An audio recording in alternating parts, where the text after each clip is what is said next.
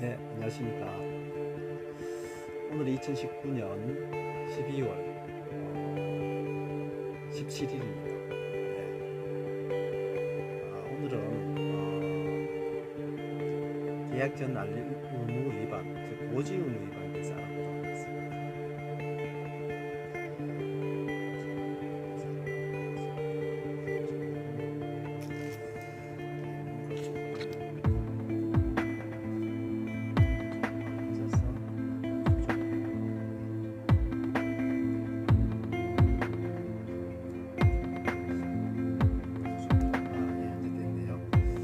계약 전 알림 의무 위반, 즉 고지 의무가 이것이 뭐냐면 이 보험 계약은 예약과 청약에서 이루어지죠.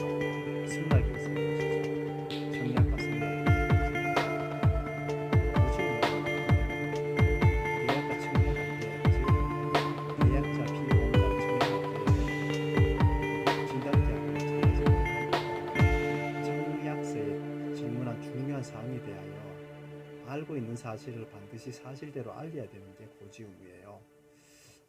이런 경우는 보험회사가 계약자나 피보험자의 어떤 건강 상태에 대해서 알지 못하기 때문에 그런 부분에 대해서 알려줘야 된다는 겁니다.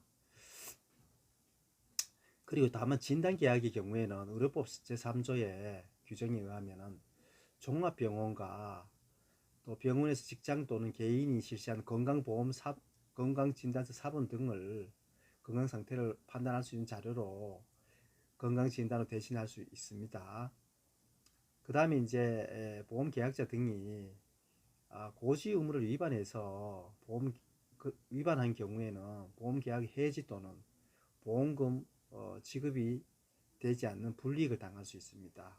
이게 뭐냐면 고지 의무, 즉 계약 전 알릴 의무 위반의 정의입니다. 그 다음에 아까 제가 얘기했던 그대로 청약서에 질문한 중요한 사항이 뭐냐 이게 대해서 살펴보면 중요한 사항은 33155. 자, 피보험자가 최근 3개월 이내에 의사로부터 그 의료 행위를 받은 게 어떤 것이 있으면 안 되냐면 진단, 그 다음에 처치, 정밀 검사를 통하여 진단, 그 다음 입원, 수술, 투약 이런 것이 있으면 안 된다는 거예요. 여기 중요한 건 통원은 빠집니다. 그 다음에 최근 3개월 이내에 마약이나 약물을 상시 복용한 경우가 있다든지 알려줘야 된다는 거예요. 그 다음에 최근 1년 이내에 받은 추가 검사가 있다든지 알려줘야 된다는 겁니다. 네 번째로 최근 5년 이내에 의사로부터 진찰 또는 검사, 즉 진찰 또는 정밀 검사, 또 진단, 입원, 수술, 계속하여 7일 이상 치료받은 경우, 또 계속하여 30일 이상 투약한 경우, 이런 경우는 고지해야 된다는 거예요. 다섯 번째는 뭐냐면 최근 5년 이내에 진찰 검사를 받은 10대 질병이 있는 경우, 즉 이거는 뭐냐면 암, 백혈병, 고혈압, 협심증, 심근경색, 심장판막증, 간경화증, 뇌졸중에 뇌출혈과 뇌경색이 있죠. 그 다음에 당뇨, 에이즈 및 보균자, 이런 경우는 알릴 의무, 청약할 때 알릴 의무의 내용입니다. 33155.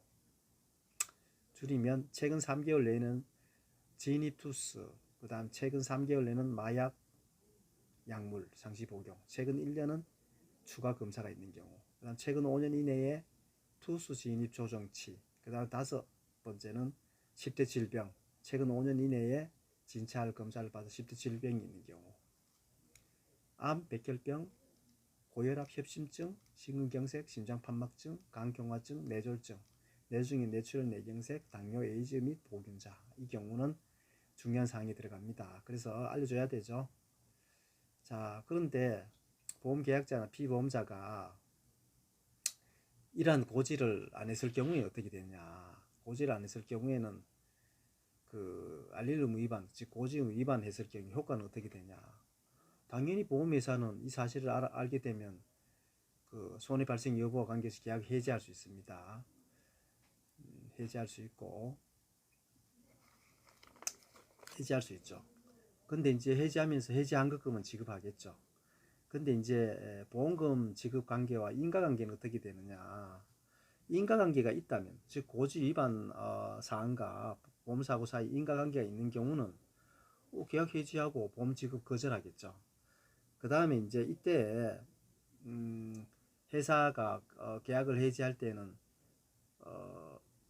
계약 전 알릴 의무 위반 사실뿐만 아니라 계약 전 알릴 의무 사항이 중요한 사항에 해당하는 사유를 반대 증거가 있는 경우 이를 이의를 제기할 수 있다는 문구와 함께 계약자에게 서면 등으로 알려야 됩니다. 자, 그럼 인과관계 없는 경우도 있겠죠. 고지 의무나 알리는 위반과 인과관계가 없다.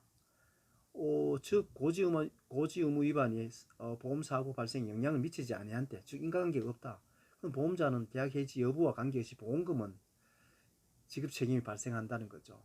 지금 뭔 말이냐면 알리는 의무 위반을 했는데 인과관계가 없어. 그럼 보험금은 지급해야 되고 계약은 해지할 수 있다는 겁니다.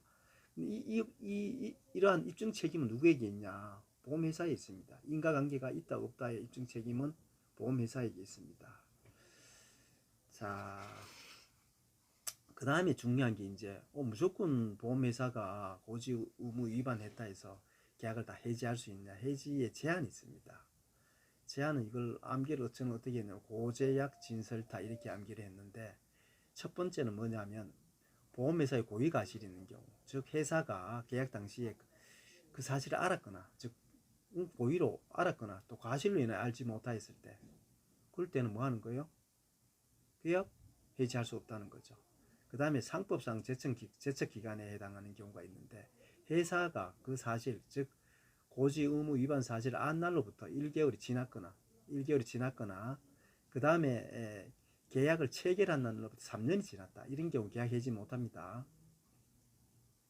그 다음에 이제 약관상 해지 기간 도구한 경우에는 제1회 보험료를 지급받은 때로부터 보험 사유가 발생하지 않고 2년, 즉 진단계약은 1년 지났을 경우에도 계약 해지 못한다는 거.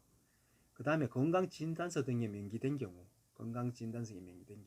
회사가 계약을 청약할 때 피보험자의 건강 상태를 판단할 수 있는 기초자료에 따라 승낙한 경우, 즉 건강진단서 사본을 등에 의해서 명기된 사항으로 보험금 지급 사유가 발생했다. 그럴 경우에는 해지 못한다는 겁니다.